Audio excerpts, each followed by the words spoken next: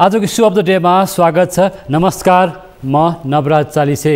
दर्शकवृन्द, आजको issue of the डेमा हामीले यति बेला आगामी आर्थिक वर्षको बजेट विवादमा तानिएको छ। करको दरफेर अथवा हेरफेर गरियो भन्ने विषयमा मध्यराति बजेट प्रस्तुत गर्नुभन्दा अघिल्लो राति बजेटका दरहरू, करका दरहरू किन हेरफेर गरिन्छन् र कुनै व्यापारिक समूह वा कसैको दबावमा करका दरहरू हेरफेर गरिएको विषयमा यति बेला अर्थमन्त्रीको टिम सहितको टिम विवादमा तानिएको छ। संसदमा कुरा उठेको छ, सडकमा कुरा उठेको छ। बजेट जस्तो संवेदनशील विषयमा पनि यति ठुलो खेलाँची र गम्भीर खेलवाड त्यो पनि माथिल्लो निकायहरूबाट हुँदो रहेछ, जहाँ अर्थमन्त्री, अर्थ मन्त्रालयका सचिव, सहसचिव र कर प्रशासकहरू, करका हाकिमहरू मुछिएका छन्। यो अवस्थाप्रति यति बेला नागरिकमा पनि प्रश्न उठेको छ। बजेट आम नागरिकको, देशको भविष्यसँग जोडिएको दस्तावेज, आर्थिक किताब त्यति बेला मध्यरातिमा चुकुर लगाएर बजेटको दरहरूमा हेरफेर गरियो, करका दरहरू हेरफेर गरियो र अनाधिकृत व्यक्तिको प्रवेश भयो, जसको हस्तक्षेप भयो, जसको संलग्नता भयो भन्ने विषयमा आज मुलुकभर नै बजेट विवादमा तानिएको छ। अर्थमन्त्रीको टिम आज विवादमा मुछिएको छ र यो विषयमा आज राजनीतिक वृत्तमा पनि ठुलो हलचल चाहिँ पैदा भएको छ। आजै यति नै बेला मुलुक सङ्घीयतामा गएको अवस्था छ भने र आज 7वटै प्रदेशको प्रादेशिक बजेट पनि प्रस्तुत भइरहेको छ। आज हामी यो बजेटका विषयमा मोडेल बजेट प्रस्तुत गर्दै आउनुभएको बजेट के हो र बजेटको कार्यदिशाहरू, बजेटको रणनीतिहरूका बारेमा यसअघिका विभिन्न आर्थिक वर्षहरूमा आफ्नो मोडेल बजेटका विषयमा पनि र आफ्नो खाका प्रस्तुत गर्दै आउनुभएका र करका विषयमा विशेष एउटा ज्ञान हासिल गर्नुभएका अर्थविद डाक्टर चन्द्रमणि अधिकारीसँग आज हामी बजेटमा देखिएको यो उतार चढाव, एउटा लुछाचुडी, त्यसगरी सङ्घीय बजेटको बारेमा नि कुराकानी गर्नेछौँ। डाक्टर साहब, स्वागत छ। धन्यवाद, नमस्कार। आज हामी कुराकानीलाई अगाडि नै बढौँ। जसरी अहिले अर्थमन्त्री एउटा विवादमा तानिनु भएको छ, करको दरमै हेरफेर गर्ने विषय लिएर। यहाँ आफै पनि कर प्रशासनमा लामो अनुभव सम्हाल्नु भएको, करका विषय विभिन्न किताबहरू, पुस्तकहरू पनि लेख्नु भएको छ। यसरी अर्थमन्त्रीको टिम र अर्थमन्त्री स्वयं जनार्दन शर्मा र अर्थ सचिव मधु मरासिनी लगायतको टिमको कुरा पनि बाहिर आएको छ, जहाँ अनाधिकृत व्यक्तिको जुन अन्तिम घन्टा, जहाँ बजेट प्रस्तुत गर्नुभन्दा अघिल्लो राति मध्यराति प्रवेश भयो भन्ने कुरा आउँदै गर्दा तपाईँ आफै पनि मोडेल बजेट प्रस्तुत गर्दै आउनुभएको छ। बजेट यस्तै हुने हो? हेर्नुहोस्, अब अर्थमन्त्रीको टिमले अनधिकृत व्यक्ति प्रवेश गरे भन्ने कुरामा अब पत्रकारले, मिडियाले ल्याउनु पनि पर्छ, त्यस्तो देखियो भने आएको छ। त्यो कुराको सन्दर्भमा भोलि छानबिन हुँदै गला। संसदको क्षेत्राधिकार पनि छ, संसदले त्यो कुराको के हो त सत्य तथ्य थाहा पनि पाउनुपर्छ। त्यस कारणले म यो विषयमा धेरै व्यक्तिगत हिसाबले जान चाहन्न। तर मूल कुरा के हो भन्दा यो बजेट निर्माण गर्ने सिलसिलामा दुईटा पक्ष हुन्छ। एउटा विनियोजन पार्टको पक्ष, विनियोजनको पक्षमा पनि अन्तिममा गएर आयोजनाहरू हाल्ने तयारी नभएका राजनीतिक र अन्य इन्ट्रेस्टमा प्रभावशाली व्यक्तिहरूको चाहिँ उसमा आफ्नो निर्वाचन क्षेत्रमा एउटा प्र्याक्टिस त्यो चल्दै आएको छ, जुन वैज्ञानिक बजेटलाई वैज्ञानिक बनाउने, आवश्यकताको आधारमा बजेट निर्माण गर्ने र बजेटको सिद्धान्तको दृष्टिकोणले उपयुक्त हुँदैन, होइन। त्यस्तै गरी राजस्वको पक्ष भने त धेरै संवेदनशील विषय हो।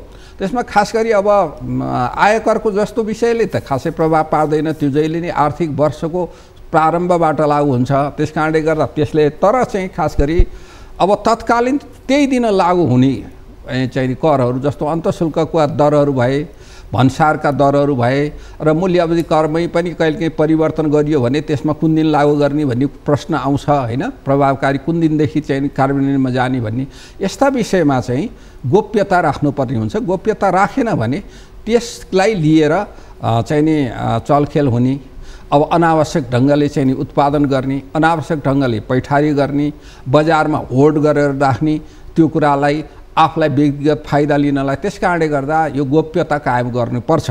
किन भन्दाखेरि यो अहिले पछिल्लो घटनाक्रम जसरी आइरहेको छ नि, त्यहाँ एउटा बिचमा अनाधिकृत व्यक्ति प्रवेश गरे, जसले करको दरमा हेरफेर गर्न लगाए, हेरफेर गरियो, त्यो नि अर्थमन्त्रीको हस्तक्षेपमा भन्ने कुरा आइरहेको छ।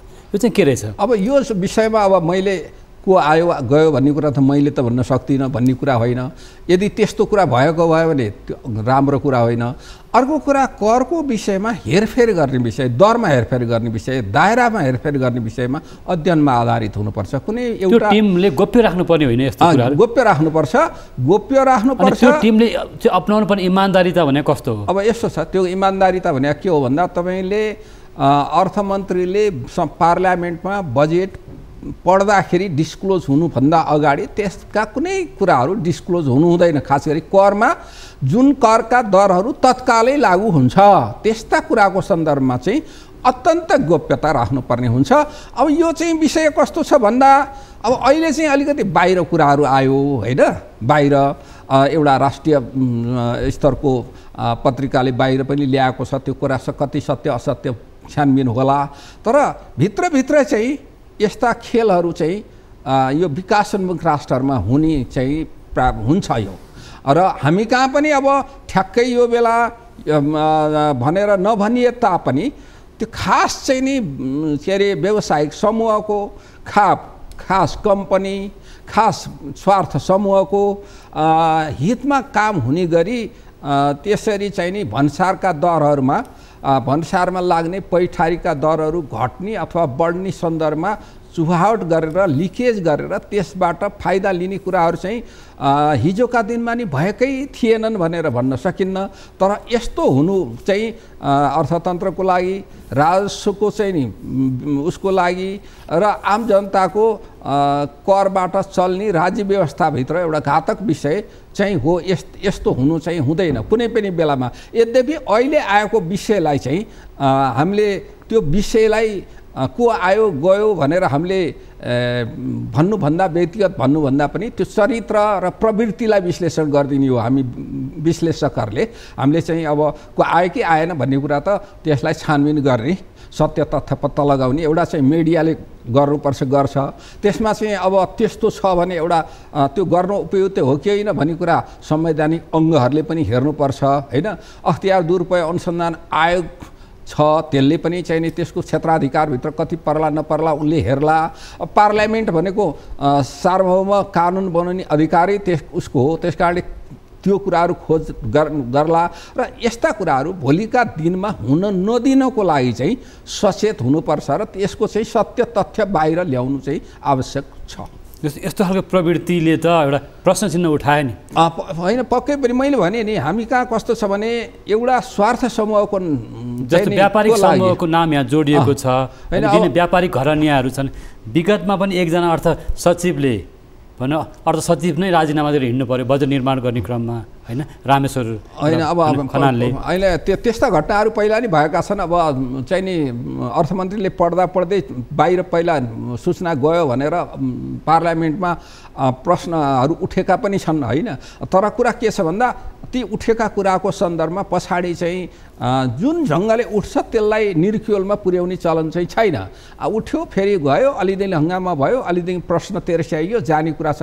तर वास्तवमा यसको कुरा सत्य तथ्य पत्ता लगाएर अनि त्यसको दोषी को हो त भन्ने कुरा चाहिँ जवाफदेही बनाउन सकेनौँ भने पटक पटक यस्ता कुराहरू हुने सम्भावना रहन्छ। जस्तो एउटा व्यापारीको छायामा हाम्रा कर्मचारीहरू, करका प्रशासकहरू होइन, कर्म माने काम गर्ने पदाधिकारीहरूलाई यसरी राजनीतिक दबाब त एउटा ठाउँ हुँदैछ। तर व्यापारिक समूह यहाँले भन्नुभएको थियो कुनै भने स्वार्थ समूहहरूले चलखेल गर्न सक्ने आधार किन दिन्छन् त? उनीहरू किन हाबी हुन सके कि उनीहरूको त्यहाँ त्यत्रो ठुलो प्रवेश कसरी हुन्छ? त्यो चाहिँ के हो भन्दा हाबी हुन खोज्ने भन्दा पनि हाबी हुन दिनेको दोषी हुन्छ कि त्यसमा। अब तपाईँले कतिपय बेलामा तपाईँको भनौँ न गर्नै नहुने कुरामा जस्तो एकैचोटि उदाहरणको लागि म भन्छु, यो मरिच केराउ जस्ता विषयमा चाहिँ नि यो एकैचोटि एउटा अर्थमन्त्री आउँछ, अर्थमन्त्रीले के हुन्छ त्यसलाई प्रतिबन्ध लगाइदिन्छ, मतलब चाहिँ नि उ गरिदिन्छ होइन, अथवा त्यसको दरहरू हात बढाइदिन्छ। अर्कोले आउँछ घटाइदिन्छ। त्यसको पछाडि त कारण हुनु पऱ्यो नि त, बढ्यो किन, घट्यो किन, प्रतिबन्ध किन लगाइयो भन्ने कुराको त कारण हुनु पऱ्यो नि। कारण दिन सकिँदैन। तर के हुन्छ भन्दा अब त्यहाँनेरि हुनसक्छ स्वार्थ समूहले काम गर्यो अथवा राजनीतिक दबावले काम गर्यो र त्यसो हुँदाखेरि कुनै तर्क बिना कुनै जस्टिफिकेसन बिना त्यस्ता कामहरू जस्तो चाहिँ चकलेटमा भन्सार दर घटाइएको विषय होइन, मतलब विवादास्पद विषय यसले के देखाउँछ भन्दा त्यो वास्तवमा नियत वास्तवमा साँच्चै खराब नभए तापनि त्यो घटनाले के देखाउँछ भन्दा नियत खराब छ कि भन्ने शङ्का उब्जिने ठाउँ रहन्छ। त्यस कारणले गर्दा यस्ता नीतिगत निर्णयहरू गर्दाखेरि, कानुन निर्माण गर्दाखेरि सम्बन्धित पक्ष अर्थमन्त्रीको टिम चाहिँ धेरै संवेदनशील भएर त्यसलाई चाहिँ नि सूचनालाई एउटा हदसम्म एउटा सीमासम्म गोप्य राखेर गर्नुपर्छ। अन्यथा चाहिँ विशेष गरी के देखिएको छ भने चक्लेट यहाँले कुरा उठाइहाल्नुभयो, गाडी होइन सवारी साधनहरूको आयातमा बढी त्यो समस्या देखिएको छ। एउटा अर्थमन्त्रीले के देखाएको हुन्छ भने विद्युतीय सवारी साधनलाई प्रवेश गर्न दिने अथवा सहुलियत दिने, छुट दिने भनेको हुन्छ। पेट्रोलियम पदार्थको मूल्य बढिरहेको छ एकातिर, फेरि अर्कोतिर विद्युतीय सवारी साधन गाडीमै बढी कर लगाएको पनि देखिन्छ अर्को एउटा। अनि स्टिलका पाताहरू, आइरनहरू होइन जस्ता पाता जस्ता कुराहरू छ, कच्चा तेलका सामग्रीहरू छ। अहिले यो फलाम जन्ने स्टिलका पाताहरूको विषय यति ठुलो त्यो स्वार्थहरू देखिएको छ। जस्तो मतलब ठुला व्यापारिक समूहहरू नै जसको पहुँच छ उनीहरूको ठुलो त्यो एउटा चाहिँ करको दरमा हेरफेर गर्दा ठुलो चाहिँ चलखेल हुनसक्छ, धनराशिहरू तलमाथि बढ्न सक्छ। त्यहाँ चाहिँ बढी खेल भएको देखियो। हेर्नुहोस्, अब स्वार्थ समूहहरूले काम गर्न खोजिरहेको हुन्छ आफ्नो फाइदाको लागि होइन। विश्वमै कर छल्ने प्रवृत्ति त छ, जस्तो चाउचाउहरू भयो, चक्लेट भयो, बिस्कुट भयो, रेडिमेड खाजाहरू भयो होइन। अब विश्वमै कर छल्ने प्रवृत्ति छ भनौँ न। मल्टिनेसनल कम्पनीहरू छन्, तिनीहरूले ट्याक्स हेभनको युज गरेर यो एउटा चाहिँ नि अन्तर्राष्ट्रिय गैर सरकारी संस्थाले निकालेको प्रतिवेदन अनुसार वार्षिक 427 अर्ब डलर चाहिँ नि ट्याक्स चाहिँ इभेजन गरेको कुराहरू आएर अन्तर्राष्ट्रिय करको दरहरूमा नै हेरफेर पछाडि गर्नुपर्ने अवस्था आयो। त्यसको एउटा चाहिँ नि पोलिसी नै चेन्ज गर्नुपर्ने अवस्था आएर ग्लोबल कर्पोरेट ट्याक्सको दर मिनिमम 15% राख्ने गरेर चाहिँ नि 137वटा देशहरू अहिले एग्री भएर त्यसअनुसारको कानुन बनाउँदैछन्। अब यस्तो संसारमै हुन्छ, तर हामीले यहाँले अघि जुन उदाहरणहरू प्रस्तुत गर्नुभयो, अब जस्तो भनौँ न विद्युतीय गाडीको प्रयोगलाई चाहिँ नि हामीले प्रोत्साहन गर्ने र फोसिल फ्युल भनेको खास गरी जैविक चाहिँ नि पेट्रोलियम पदार्थ यसलाई चाहिँ क्रमशः घटाएर जाने, यसलाई एउटा त हाम्रो आयात गर्नुपर्ने भयो, धेरै डलर जाने भयो, अर्को चाहिँ यसले पोल्युसन पनि वातावरणलाई प्रदूषण गर्ने भयो। त्यस कारणले गर्दा हामीले अन्तर्राष्ट्रिय मञ्चहरूमा गएर गरेको प्रतिबद्धताको एउटा दृष्टिकोण, अर्को हाम्रो अर्थतन्त्रमा चाहिँ नि वैदेशिक मुद्रा चाहिँ नि को कम प्रेसर यसैमा पर्ने। त्यस कारणले क्रमशः हामीले ग्रिन एनर्जीतर्फ होइन वैकल्पिक ऊर्जातर्फ आफूलाई अगाडि लैजाने र बढाउने र त्यो वैकल्पिक गाडीवालाहरूको ठुलो स्वार्थ देखिन्छ होइन विद्युतीय चाहिँ नि ऊर्जापट्टि जोड दिने भन्ने त नेपाल सरकारको घोषित नीति हो होइन। घोषित नीति हो भनेपछि त्यो घोषित नीति अनुसार पो करका दरहरू निर्धारित हुनुपर्छ है। अब यसको लागि के हुनुपर्थ्यो भन्दा जस्तो उदाहरणको लागि भनौँ, यहाँले भन्नुभएको जस्तो विद्युतीय उसमा चाहिँ 100 kVA किलो भोल्टसम्मको लागि चाहिँ नलाग्ने भनेको छ। अरूमा चाहिँ 100 देखि 200 सम्मको लागि चाहिँ अन्तःशुल्क पनि बढाएको छ, भन्सार पनि बढाएको छ होइन, 30% अन्तःशुल्क। त्यसपछि अर्को गएर 45 200 देखि 300 भन्दा माथि गएर 60 भनेर गरेको छ। अब यसले के देख्यो, अध्ययन भयो कि भएन त यसमा? अब पहिला त अध्ययन हुनुपर्थ्यो नि। यसमा के हुनुपर्थ्यो भन्दा हामीले हाम्रो चाहिँ घोषित नीति चाहिँ विद्युतीय सवारी साधनलाई को प्रयोगलाई क्रमशः प्रोत्साहन गर्दै जाने, त्यसलाई विस्तारित गर्दै जाने, त्यसका पूर्वाधारहरू निर्माण गर्दै जाने भन्ने हाम्रो घोषित नीति हो। भनेपछि त दरहरू निर्धारण गर्दा, आयात सम्बन्धी नीति निर्माण गर्दा त त्यसलाई फलोअप गर्नु पर्थ्यो। तर त्यो के आधारमा गर्न सकिन्थ्यो भन्दा तपाईँले अब विलासिताको हो भने कति सय भन्दा माथिको केभीएको चाहिँ विलासिताको हो भनेपछि हाम्रो अहिलेको कार चाहिँ सहरी क्षेत्रमा मात्रै चलाउने हो कि ती गाडीहरू? सहरी क्षेत्रभन्दा हाम्रो मान्छेहरू सहरी क्षेत्रभन्दा नि बाहिर निक्लिन चाहन्छ, यहाँबाट चितवन जान चाहन्छ भने त्यो कति सय केभीले दिन्छ कि होइन? हाम्रो पूर्वाधारको दृष्टिकोणले, त्यसको क्यापेसिटीको दृष्टिकोणले कतिजना चढ्ने, यस्तो कुरालाई चाहिँ नि अध्ययन गरेर अनि दर निर्धारण। यहाँ त के भयो भने अब कुनै होला, अब मलाई थाहा छैन, तर पर्टिकुलरली कम्पनीको नाम मैले भन्नु उपयुक्त पनि हुँदैन, तर कुनै हुनसक्छ स्वार्थ समूह कुनै कम्पनी, ल मेरो चाहिँ 100 मैले अहिले 100 भोल्टको ल्याइराखेको छु अथवा त्यसैलाई एसेम्बलिङ गर्दैछु, त्यसैलाई निर्माण गर्दैछु, त्यस कारण 100लाई चाहिँ छोडौँ, अरूलाई नछोडौँ। हो, यस्ता कुराहरू चाहिँ जस्तो यहाँनिर कुनै एउटा व्यापारिक समूहको स्वार्थमा अथवा दबावमा, प्रलोभनमा हो, त्यस्तो चाहिँ प्रलोभनमा अर्थमन्त्रीहरू किन पर्छन्? अर्थ मन्त्रालयका सचिवहरू, प्रशासकहरू, कर प्रशासकहरूले पनि बोल्नुपर्ने हो नि त। मन्त्रीजी यो कुरा हुँदैन अथवा सचिवजी यो कुरा हुँदैन भन्न किन सकिँदैन? अब यो कुरा चाहिँ यस्ता कुरा पहिला नि भएको छन्, नभएको चाहिँ होइन फेरि, होइन? यस्ता कुराहरू स्वार्थ भएका छन्। अब जस्तो भनौँ न, अब अहिले पनि अर्को विवादास्पद निर्णय भनौँ न, उदाहरणको लागि कन्ट्रोभर्सरी टाइपको चाहिँ सेनेटरी प्याडको कन्ट्रोभर्सरी छ, होइन? अब अर्को चाहिँ तपाईँको स्वदेशी उद्योगलाई प्रवर्धन गर्ने भने त सरकारले, तर फेरि त्यही स्वदेशी उद्योगलाई नै एउटा भनौँ न आघात पुग्ने गरेर त्यो करको दरमा छुट दिएको अवस्था पनि छ। अब कच्चा पदार्थमा छुट छ कि छैन? कस्ट कति पर्छ नेपालमा? नेपालको अवस्था, नेपालमा उत्पादित भएकोलाई स्केल अफ इकोनोमीले कति धान्छ, आयात कति पर्छ भनेर एउटा अध्ययन भइसकेपछि त्यसमा गरिदिएको भए के हुन्थ्यो भन्दा अध्ययनको आधारमा भएपछि हाम्रो अध्ययनले यो देखाएको छ। त्यस कारण यतिसम्म नेपाललाई चाहिन्छ, नेपालमा उत्पादन हुँदा यति लागतमा हुन्छ, बाहिरबाट यहाँ आउँछ, नेपालमा उत्पादित भएको अझै पनि सस्तो हुनाले नेपालको अझै युज हुने सम्भावना छ भनेर भन्न सक्छ जस्टिफिकेसन। अब तपाईँलाई अर्कै पनि विवाद अलिकति कन्ट्रोभर्सरी र शङ्का गर्ने ठाउँ चाहिँ नि करभन्दा बाहेकै पनि भनौँ, उदाहरणको लागि रुग्ण उद्योगहरू चाहिँ छ भनेदेखि, रुग्ण उद्योग छ भने त्यसलाई गर्नलाई त्यो रुग्णताबाट बाहिर आउनको लागि हदबन्दीभन्दा बढी जग्गा छ भने बिक्री गर्न पाउने भनेर भन्यो। यसमा चाहिँ होला नियत खराब हो भनेर चाहिँ नि हामीले सोझिन भन्ने कुरा भएन, तर के हुनसक्छ भने यसको म्यानिपुलेसन हुन्छ कि हुँदैन त? हिजोको दिनमा म तपाईँहरूलाई उदाहरण दिन्छु। 2049 सालमा निजीकरण ऐन आयो है, त्यसको 3टा चाहिँ मुख्य चाहिँ उद्देश्य थियो। निजीकरण किन गर्ने?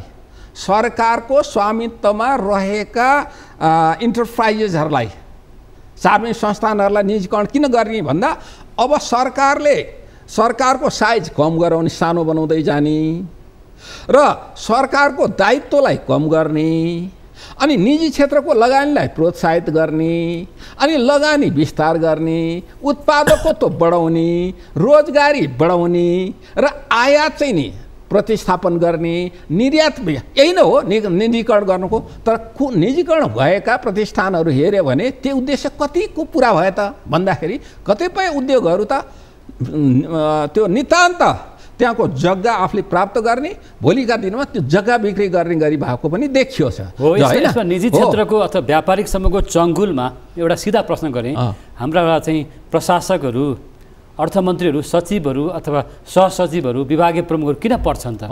अब यो चाहिँ कुरा के छ भने तपाईँले राम्रो प्रश्न गर्नुभयो। मैले पटक पटक यो निजामती सेवामा भएका उच्चस्तरीय व्यक्तिहरूलाई मैले के भन्छु भने उहाँहरूलाई मैले भन्ने गरेको छु, हेर्नुहोस् निजामती सेवा भनेको सरकारको सेवामा रहेका व्यक्तिहरू भनेको समूह भनेको राष्ट्र सेवक भनेको नाम मात्रै राष्ट्र सेवक कुरा होइन, कर्मचारीले हुँदैन भनेको कुरालाई हुँदैन भन्न सक्नु पर्यो। उनीहरूको सूचना, उनीहरूसित सूचना छ, उनीहरूसित ज्ञान छ, उनीहरूसित अधिकार छ। त्यसकारण उनीहरूले त देश राष्ट्र जोगाउने हो, अर्थतन्त्र जोगाउने हो, जनतासित गरेको प्रतिज्ञा पुरा गर्ने हो। त्यसकारण उनीहरूमा एउटा के हुनुपर्छ भने उनीहरूमा एउटा आत्मबल हुनुपर्छ, उनीहरूमा निडरता हुनुपर्छ। अहिले त हाम्रो चाहिँ नि एउटा कुनै व्यक्तिको जागिर खोज्नलाई त सजिलो छैन नि, होइन? त्यसकारण उनीहरूले चाहिँ के भन्दा तपाईँले यदि कर्मचारीले एउटा हिम्मत गर्यो भने अर्थमन्त्रीले राजनीतिक तहबाट आएका दबावहरूलाई पनि उसले प्रतिकार गर्न सक्छ। म यो विषयमा डाक्टर साहब, आज हामी हाम्रो नियमित प्रस्तुति इस्यु अफ द डेमा आगामी आर्थिक वर्षको बजेट किन विवादमा तानिएको छ, करका दरहरूमा हेरफेर भएका छन् मध्यराति भन्ने विषयले चर्चा परिचर्चा कमाइरहेको छ, पाइरहेको छ। यसै विषयमा हामीसँग बजेटका जानकार अर्थविद डाक्टर चन्द्रमणि अधिकारीसँग कुराकानी गरिरहेका छौँ। पालो भएको छ ब्रेकको।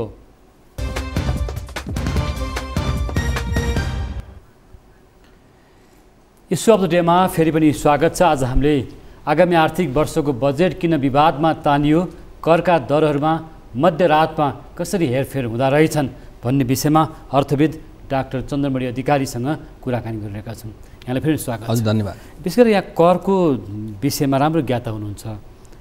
यसरी चाहिँ सरकारले चकलेट, बिस्कुट, चाउचाउ, तयारी खाजाका वस्तुहरू हैन, त्यसै गरी यो फलामजन्य सामग्री अहिले आइरनको विषयमा पनि आइरहेको छ, पत्रुको के आइरहेछ, अरू के आइरहेछ। यसरी किन एउटा गाडीका मालिकहरूको दबाबमा अर्थमन्त्री पर्छन् भन्ने कुरा आउँछ। अर्थमन्त्री यसरी दबाबमा पर्न मिल्छ कि मिल्दैन? यसरी स्वार्थमा लेखिने बजेटले देशको समृद्धि विकास कसरी सम्भव हुन्छ? तपाईँले भनेको कुरामा दोस्रो पहिला आन्सर गर्छु। यसरी लेखिने यस्ता बजेटहरूले देशलाई समृद्धितर्फ लान्छ कि भनेर त लाँदैन, त्यसले त अझ दुर्घटनातर्फ लैजान्छ। अब पहिलो प्रश्न तपाईँले अर्थमन्त्रीहरू यस्तोमा किन पर्दा रहेछन्, यस्तो पढे भन्ने कुरा आयो हैन? यो अहिलेको मात्रै कुरा होइन, हाम्रो एउटा खालको चाहिँ लेस अर मोर 19-20 को कुरा मात्रै हो। बेला बेलामा त्यस्तो प्रभावमा पर्या देखिन्छ। म भन्छु उदाहरण, गत आर्थिक वर्षको बजेटमा चकलेटको विषय एकदम चर्चामा आयो हैन, सवारी साधनको चाहिँ एकदम चर्चामा आयो। अहिले सेनिटरी प्याड, त्यसै गरी मरिच, केराउ, छोकडा जस्ता कुराहरू पनि पटक पटक परिवर्तन भए हैन। तपाईँको चकलेटमा घटेको कुराहरू पनि आयो। यही विद्युतीय गाडी कुरा पहिला पनि भयो हैन। अहिले मैले अहिले भन्दै थिएँ, तपाईँले कुनै पनि कुरा सिद्धान्त छोडेपछि भद्रगोल हुन्छ क्या। अब सिद्धान्त जब स्वार्थ समूहको मान्छे स्वार्थ समूहबाट प्रभावित हुन्छ, सिद्धान्त छोड्छ। स्वार्थ समूह भनेको चाहिँ अब चाहिँ भनौँ न, त्यो कुनै पनि घटना गरायो भनौँ न, नीतिमा परिवर्तन गर्दाखेरि त्यो नीतिमा परिवर्तन भएको कारणले गर्दा एउटा सीमित वर्ग, समूह, कम्पनी कुनैले फाइदा लिएला, उसले आम जनतालाई फाइदा भन्दा त्यो एउटा उसलाई मात्रै, राष्ट्रलाई चाहिँ घाटा हुने, त्यो त्यसरी फाइदा गर्ने भनेको स्वार्थ समूह भनेको त्यस्तै हो। त्यो स्वार्थ समूहभित्र राजनीतिज्ञहरू पनि होलान्, व्यापारी पनि होलान्, उद्योगीहरू पनि होलान्, अरू बिचौलियाहरू पनि होलान्, सबै होलान् होइन त्यसमा। अब किन भन्नु पर्दा रहेछन् भनेर हेर्दाखेरि विकासोन्मुख देशहरू, अब तपाईँको चाहिँ नि भारतमै पनि एकजना चाहिँ नि त्यो उहाँ लगेर 13 अर्ब रुपियाँ चाहिँ नि 13 अर्ब भारतीय रुपियाँ बराबरको चाहिँ नि कैयौँ ब्याङ्कबाट चाहिँ पैसा लिएर भागे। चाहिँ एउटा नाम अहिले मैले बिर्सेँ, भारतमा होइन, ठुला व्यापारी, त्यसले सबैलाई प्रभाव पारिसकेका थिए होइन। अहिले चाहिँ बेलायतमा गएकोलाई फेरि त्यहाँ उनलाई चाहिँ नि गरे, सुपुर्दी गरेर भारत भर्खर ल्याएको छ होइन। मलाई अहिले ठ्याक्कै नाम बिर्सेँ, मैले हेरिराखेको हो। त्यस्तो स्वार्थ समूहमा किन पर्दा रहेछन् भन्दा, एउटा चाहिँ हाम्रो निर्वाचन प्रणाली खर्चिलो छ, महँगो छ, खर्चिलो निर्वाचन प्रणाली। अर्को हाम्रो दल सञ्चालन गर्ने प्रणाली, राजनीतिज्ञहरूलाई चन्दा चाहिएको छ। अर्को तेस्रो कुरा भनेको चाहिँ राजनीति भनेको कुरा के हो त भनेर नबुझिकन राजनीतिमा लाग्ने व्यक्ति र समूहहरूको बढ्दो प्रभाव।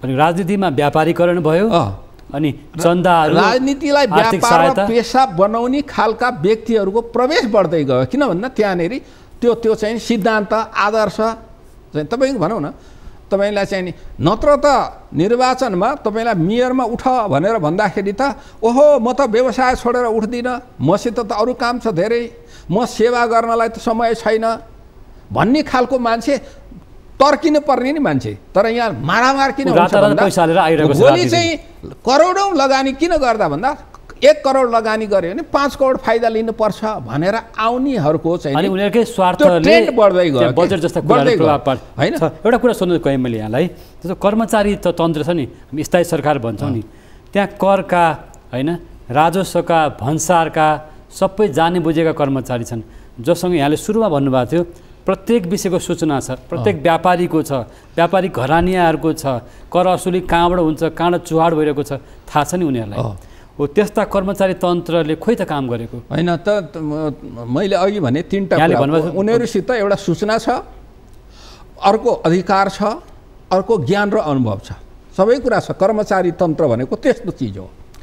उनीहरू भनेको थाई सरकार पनि हो र राजनीतिज्ञहरूलाई ठिक ठाउँमा कानुनको रुल अफ लमा हिँडाउने कर्तव्य पनि हो उनीहरूको। तर करका हाकिमहरू बेला बखत ठुल्ठुलो चाहिँ विवादमा तानिन्छन्, अब उनीहरूसँग ठुल्ठुलो सेटिङ हुन्छ माथिसम्म भनिन्छ। उनीहरू पनि त्यो राजनीतिहरूबाट प्रभाव पार्ने, प्रतिफलबाट प्रभावित हुने, आफ्नो भोलिको चाहिँ भविष्यमा मैले फलानु पद पाउँछु कि भनेर लोभ लालच गर्ने भएपछि यस्तो हुन्छ। जस्तो यहाँ अहिले के आइरहेको छ नि, जस्तो बजेटमा एउटा चाहिँ राजस्वको करको कर्मचारी होइन, त्यो कर्मचारी एउटा हुने भनौँ न एउटा चाहिँ एउटा नासु तहको कर्मचारी छ, त्यस्तो कर्मचारीले माथिसम्म सेटिङ गरेको देखिन्छ र त्यही कर्मचारीको मद्दतमा करको दरहरूमा हेरफेर भयो भन्ने कतिसम्मको जायज कुरा हो यो?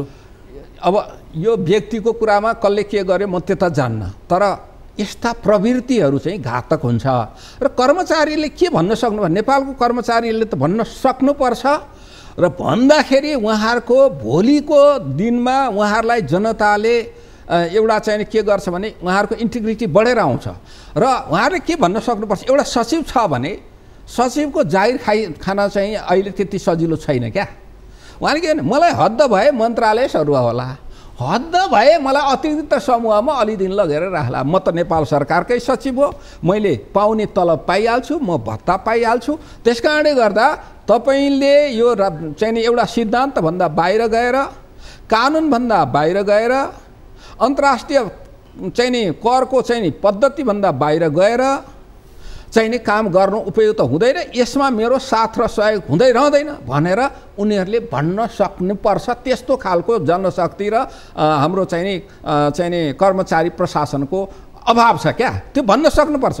उहाँहरूले भन्न सक्नुभयो भने चाहिँ के भने उहाँहरूलाई पनि फाइदा हुन्छ, देशलाई पनि फाइदा हुन्छ। अहिले तत्काललाई चाहिँ उहाँहरूलाई लाग्ला सरुवा होला अथवा के होला। अहिले के देखियो, जसरी समाचार बाहिर आइरहेको छ, बजेट निर्माणमा संलग्न सचिव, सहसचिव, विभागीय प्रमुखहरू निरीह भएको अथवा उहाँहरूको नि प्रलोभनमा परेको देखियो। अब उहाँहरूलाई निरीह त भन्ने चाहिँ उहाँहरूले के भने उहाँहरूसित मैले अहिले भने ज्ञान छ नि, जस्तो भनौँ न अहिले केही वर्षदेखि नै अहिलेको बजेटको कुरा विगतका बजेटमा धेरै विवादहरू आएका छन्। तपाईँलाई सिद्धान्तको कुरा गर्छु, हेर्नुहोस् अन्तःशुल्क अहिले कति वस्तुमा लाग्छ त, चाहिँ नि हजारौँ वस्तुमा अन्तःशुल्क लाग्ने भयो कि भएन? कि हजारौँ वस्तु अन्तःशुल्क लाग्ने प्रकृतिको हुन्छ? अन्तःशुल्क भने के हो भने उत्पादनमा लाग्ने कर, एक्साइज ड्युटी, उत्पादनमा लाग्ने कर। त्यो परम्परागत रूपमा हेर्ने हो भने त्यसको अन्तर चाहिँ नि उद्देश्य हेर्ने हो भने त्यो कर चाहिँ कति बेला लगाइन्छ भन्दा जुन वस्तु र सेवाको उपभोग गर्दाखेरि मान्छेको स्वास्थ्यमा प्रभाव पर्छ, प्रतिकूल प्रभाव पर्छ, वातावरणमा प्रतिकूल प्रभाव पर्छ, समाजमा प्रतिकूल प्रभाव पर्छ भने यस्ता वस्तु र सेवाको उपभोगलाई घटाउनको लागि, अब घटाउनलाई भन्दा तपाईँले चुरोट नखाऊ अथवा फलानु चिज नखाऊ, हेल्थको लागि हानिकारक छ, अथवा तिमी चाहिँ यो फ्याक्ट्री यसरी नचलाइदेऊ भन्दाखेरि यस्तो चिज उत्पादन नगर्दा तपाईँले मान्नुहुन्न। अनि के गरिदिन्छ भन्दा त्यसलाई रिप्राइसिङको सिद्धान्त प्रयोग गरेर, करमा रिप्राइसिङको सिद्धान्त प्रयोग गरेर त्यो वस्तुको चाहिँ नि मूल्य बढाइन्छ। त्यो मूल्य बढाएर अनि त्यसको उपभोगलाई कम गर्ने, निरुत्साहित गरिन्छ। त्यो चाहिँ मैले भने स्वास्थ्य, वातावरण र समाजलाई प्रतिकूल प्रभाव पार्ने भयो। तर यहाँ अहिले तेलहन र दल उत्पादन गरेर गेडागुडीमा समेत तपाईँको के लगाइदिएको छ भन्दा अन्तःशुल्क, यो सिद्धान्तले दिएको हो। यो के भयो भन्दाखेरि हामी राजस्व मात्रै बढाउने दृष्टिकोणले गलत तरिका र बाटो अपनाउन खोज्यौँ। WTOमा हस्ताक्षर गऱ्यौँ हामीले, सम्झौतामा WTOको जुन एग्रिमेन्टमा हस्ताक्षर गरिसकेपछि भन्सार दर चाहिँ यो निश्चित सीमाभन्दा बढाउन नपाउने, कतिपय कुरामा त एउटा निश्चित समयपछि जिरोमा ल्याउनु पर्ने भयो। तर हाम्रो चाहिँ अर्थतन्त्र चाहिँ खास गरी राजस्व चाहिँ आयातमा पैठारीमा निर्धारित। अनि के भयो भने अब भन्सार बढाउन पाइएन, भन्सार नबढायो अब बिक्री के अरे मूल्य अवधि करको त एउटा दर छ, अब कहाँ हाल्ने भन्दाखेरि त्यो बाटो खोजेर रकमी काम गरेर के गरियो भन्दा एक्साइज ड्युटी जुन जे कुरामा लगाइदिने त्यसको कर बढाइदिने। अब यस्तो कुरा पद्धतिसँग जोड्नुपर्छ। यसको खेलबाड हुँदाखेरि यहाँले भन्नु भने कर्मचारी तन्त्र, सचिव, सहसचिव, एउटा कर्मचारी त इमान्दार निस्कनु पर्छ, उसले बोलिदिने हो, उसले त्यसलाई प्रतिकार गर्ने भने यस्ता चाहिँ गलत प्रवृत्तिहरू निरुत्साहित हुन्छ र अर्थमन्त्रीहरू पनि कुनै प्रलोभन नपरिकन आफ्नो एउटा राजनीतिक भविष्य बोकेका अर्थमन्त्रीहरू यसरी विवादमा तानेका छन्। 100% नभए तापनि उहाँहरूले कर्मचारीहरूले चाहनु भयो भने आदि कमसेकम पनि आदि यस्ता कुराहरूलाई निरुत्साहित गर्न सकिन्छ, हुन्छ पनि। हस्, इमान्दारी त राजनीतिक तहको पनि चाहियो, कर्मचारी तन्त्रको पनि चाहियो। हस्, यहाँको समय र विचारको लागि धन्यवाद। दर्शकवृन्द, आज हामीले आगामी आर्थिक वर्षको बजेट चाहिँ सार्वजनिक भइसकेको छ। यो बजेट सार्वजनिक भइसकेपछि बजेटभित्रका चलखेलहरू पनि बाहिरिएका छन्, बाहिर आएका छन्। अहिले विभिन्न उद्योग व्यवसायदेखि विभिन्न क्षेत्रले अहिले आवाज उठाएको छ, संसदमा विरोध चर्किरहेको छ। बजेटमा मध्यरातिमा करका दरहरूमा हेरफेर गरियो, स्वार्थ समूहमा रहेर स्वार्थ समूहहरू हाबी हुँदैछन् सिंहदरबारभित्र भन्ने कुरा आएको छ। यिनै सन्दर्भमा आज हामीले कुरा गऱ्यौँ अर्थविद डाक्टर चन्द्रमणि अधिकारीसँग। उहाँको समय र विचारको लागि धन्यवाद। नियमित प्रस्तुति इस्यु अफ द डेको समय आजलाई पुरा भएको छ। हामी बिदा माग्छौँ। नमस्कार।